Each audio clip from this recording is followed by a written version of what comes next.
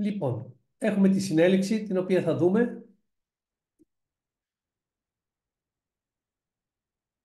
Τώρα που αρχίσαμε να μελετάμε τα συστήματα συνεχούς χρόνου. Έχουμε δηλαδή ένα σύστημα το οποίο είναι γραμμικό και χρονικά αμετάβλητο. Αυτό σημαίνει αυτή εδώ η συντομογραφία. Και το οποίο σύστημα, όπως θα δούμε και θα μας γίνει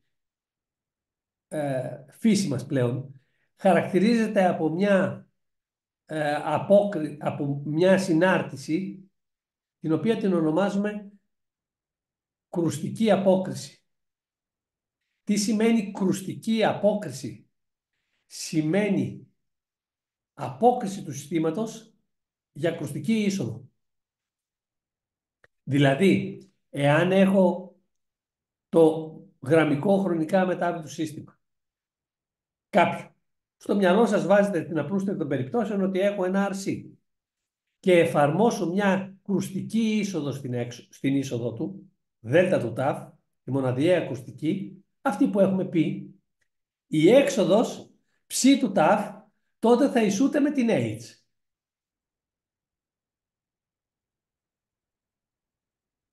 Μπορείτε να το επαναλάβετε? Ναι. Κοιτάξτε, οι λέξεις που χρησιμοποιούμε και στα ελληνικά, ειδικά στην ελληνική γλώσσα, αλλά και έχουν το νόημα που πάνε να εξηγήσουν. Κρουστική απόκριση.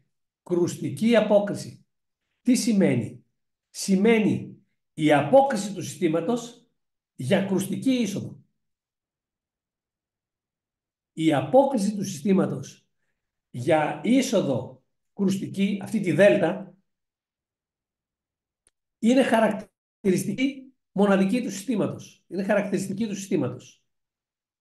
Γι' αυτό αυτή την απόκριση τη χρησιμοποιούμε για το σύστημα, την H του ταφ, και τη βάζουμε μέσα στο σύστημα. Όταν αναφέρουμε σε ένα σύστημα, λέω ότι έχει ακουστική απόκριση H του ταφ.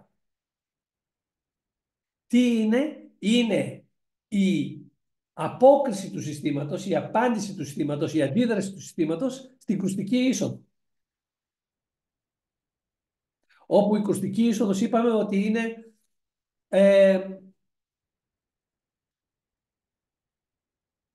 ένα τσίμπημα, ένα χτύπημα. Σαν παράδειγμα να σας πω το εξής, το οποίο όλοι το κάνουμε και εξηγείται, και η εξήγηση θα δοθεί από τα αμέσως επόμενα μαθήματα όταν θα μπούμε στον μετασχηματισμό Φουργέ. Σαν παράδειγμα λοιπόν να σας πω το εξής. Τι κάνετε εσείς, τι κάνουμε εμείς όταν θέλουμε να δούμε παράδειγμα ένα υλικό?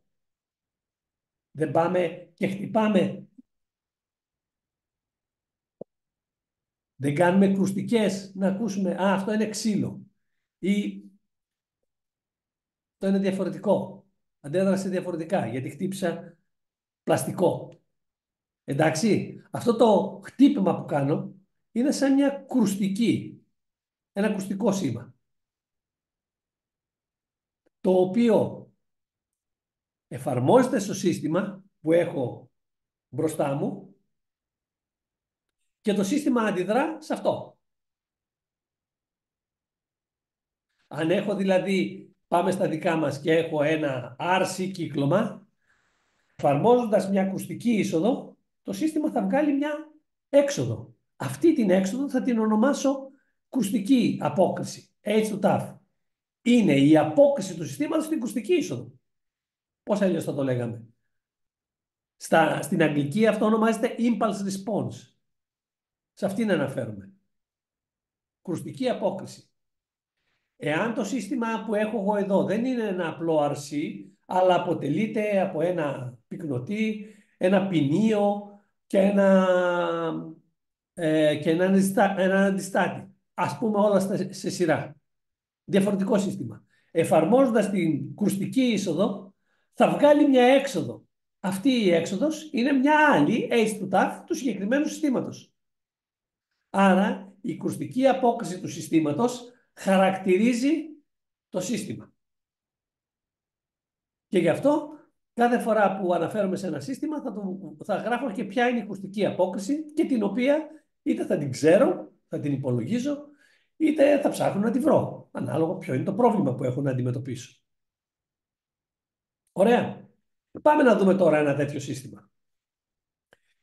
Έστω λοιπόν ότι έχω ένα σύστημα γραμμικό και χρονικά αμετάβλητο, στο οποίο εφαρμόζω την κρουστική είσοδο και θα μου βγάλει την κρουστική απόκριση, την H του τάφ. Γενικά, φυσικά, θα είχα ένα σήμα Χ του τάφ που θα εφάρμοζα στην είσοδο και θα μου βγάζει μια έξοδο ψ του τάφ. Σε ποιο σύστημα? Σε αυτό το σύστημα το οποίο έχει κρουστική απόκριση H, το έχω συμβολήσει. Πάω πάλι να προσεγγίσω το θέμα με στοιχειώδη ορθογώνια. Γιατί έτσι θα το καταλάβω καλύτερα και θα με οδηγήσει πιο εύκολα στη λύση που ψάχνω να βρω. Και είναι σωστός τρόπος, δεν είναι λανθασμένος, δεν είναι. Κάνω μια προσέγγιση στην αρχή και μετά αυτή η προσέγγιση με ένα βήμα δέλτα, κάνω το δέλτα να τίνει στο 0 και μου βγάζει το σήμα μου το αρχικό. Αυτό δεν κάναμε προηγουμένως, παιδιά. Δεν είχαμε ένα σήμα Χ του τάφ που είναι η συνεχής γραμμή εδώ αυτή έτσι. Και την προσεγγίσαμε με στοιχειώδη ορθογώνια όπως αυτό, όπως το διπλανό του και βγάλαμε με τα σκαλοπατάκια, την κλιμακωτή δηλαδή Χ καπελάκι του τάφ. Και πώς το κάναμε αυτό? Ήρθαμε και είπαμε ότι έστω ότι έχω αυτήν εδώ την είσοδο, το εδώ, το στοιχειώδες ορθογώνιο, το οποίο ποιο είναι? Είναι χ0 το ύψος του επί δέλτα του τάφ επί δέλτα. Το δέλτα του τάφ επί δέλτα θυμίζω ότι είναι μονάδα. Εκεί που ορίζεται. Επί χ0. Θα μου πεις, αφού είναι μονάδα αυτό, γιατί το κουβαλάμε μαζί μας και το πάμε βόλτες? Γιατί το δέλτα του τάφ μου προσδιορίζει σε ποια χρονική στιγμή αναφέρομαι. Αναφέρομαι στην χρονική στιγμή 0. Διότι εκεί μόνο ορίζεται αυτό το δέλτα. Αν είμαι στην διπλανή χρονική στιγμή εδώ, που θα είναι το επόμενο, θα είναι η δέλτα του τάφ μείον δέλτα κεφαλαίο, γιατί είναι καθυστερημένη κατά δέλτα.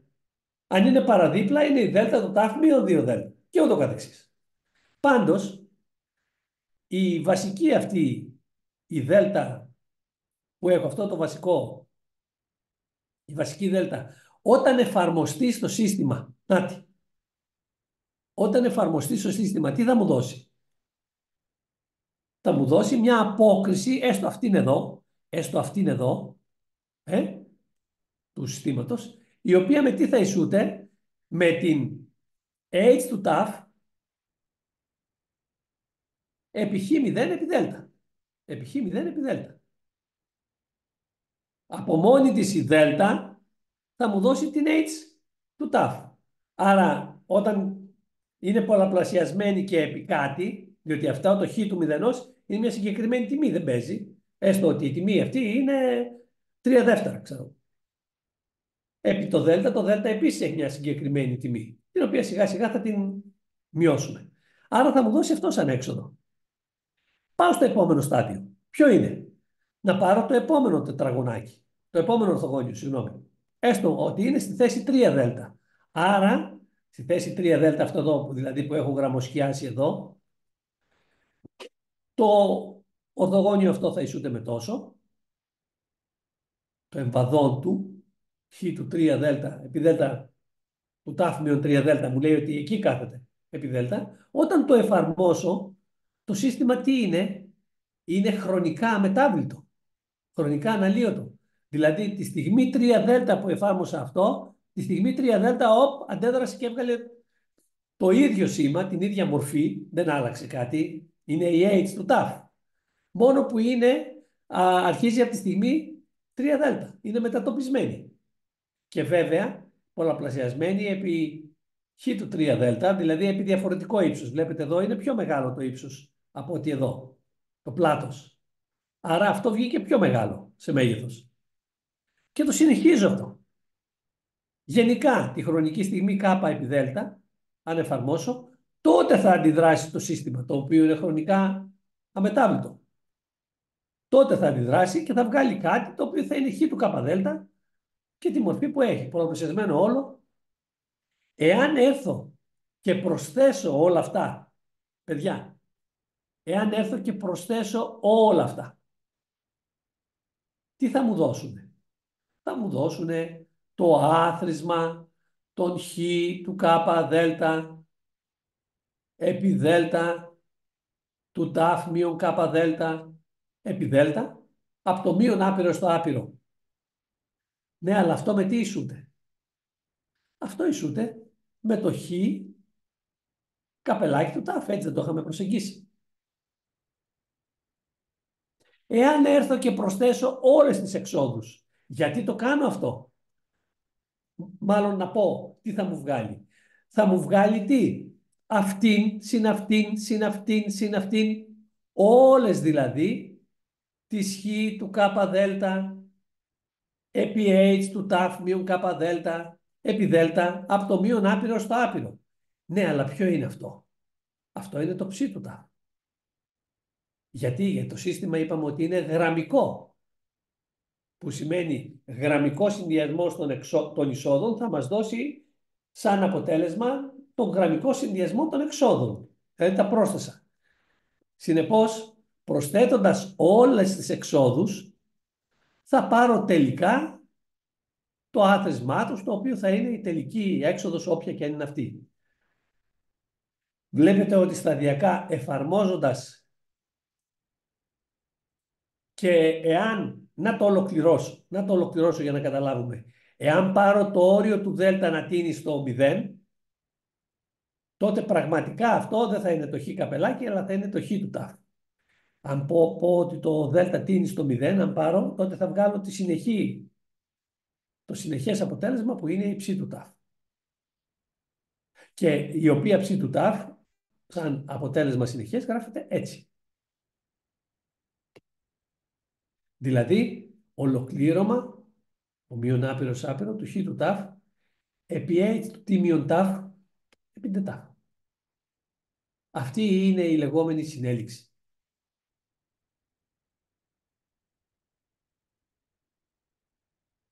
Τι έκανα δηλαδή? Αν το σκεφτείτε, είναι βασικό και απλό. Εφάρμοσα την είσοδο δέλτα και μου έδωσε την H, όπως κάθε σήμα. Όπως κάθε σύστημα. Ένα σύστημα το εφαρμόζει τη δέλτα, σου βγάλει την κρουστική του απόκριση. Εφαρμόζω την καθυστερημένη δέλτα ως προς το χρόνο και βγάζει την καθυστερημένη απόκριση. Εκεί όπου κάθεται η δέλτα. Εάν αυτή η δέλτα είναι πολλαπλασιασμένη επί κάτι, είναι σταθμισμένη, τότε θα βγάλει επί το γινόμενο αυτού του κάτι. Το ίδιο και το αποτέλεσμα. Θα είναι πολλαπλασιασμένο επί κάτι. Και αν πάρω και τα αθροίσω όλα αυτά μαζί, θα μου βγάλουν τη χ καπελάκι, που αν πάρω το δέλτα να τίνει στο 0, στο όριο δηλαδή, αυτό θα γίνει το συνεχές σήμα χ του τάφ. Και η έξοδος θα γίνει το συνεχές σήμα ψ του τάφ. Η έξοδος, η απόκριση του συστήματος στην είσοδο χ. Για το σύστημα το οποίο μελετάω,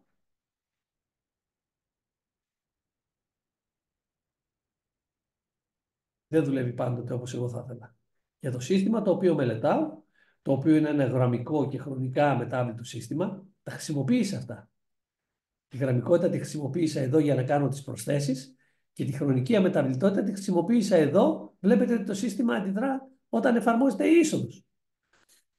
Τότε, εφαρμόζοντας την είσοδο χ, μια οποιαδήποτε είσοδο χ του τάφ στο σύστημα, θα αποκριθεί, το σύστημα θα βγάλει μια απόκριση ψ του τάφ, η οποία απόκριση ψ του τάφ θα ισούται, ας το γράψω εδώ να φαίνεται, τελικά με το ολοκλήρωμα από το μείον άπειρο έως το άπειρο του σήματος που έβαλα επί την κρουστική απόκριση μετατοπισμένη επί d τάφ. Αυτή εδώ είναι η λεγόμενη συνέλιξη. Αυτό είναι το ολοκλήρωμα της συνέλεξης.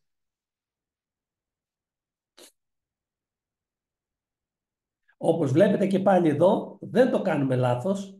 Εάν προσθέσω το όρισμα αυτό με αυτό εδώ το όρισμα, θα μου δώσει αυτό εδώ. Δηλαδή ταφ συν τι μείον ταφ, το ταφ θα φύγουν και θα μου μείνει το τι. Έχει σημασία. Και αυτό εδώ θα προσπαθήσουμε να δούμε πώς θα το υπολογίζουμε αυτό το ολοκλήρωμα της συνέλεξης. Και φυσικά να δούμε τι ιδιότητες ισχύουν. Πάντως, το βασικό είναι ότι μπορώ για ένα γραμμικό και χρονικά αμετάβλητο σύστημα, αν εφαρμόσω την είσοδο, να υπολογίσω την έξοδο. Φυσικά, εφόσον γνωρίζω την κρουστική απόκριση του συστήματος. Δηλαδή, αν ξέρω τα χαρακτηριστικά του συστήματος, ποιο είναι το σύστημα.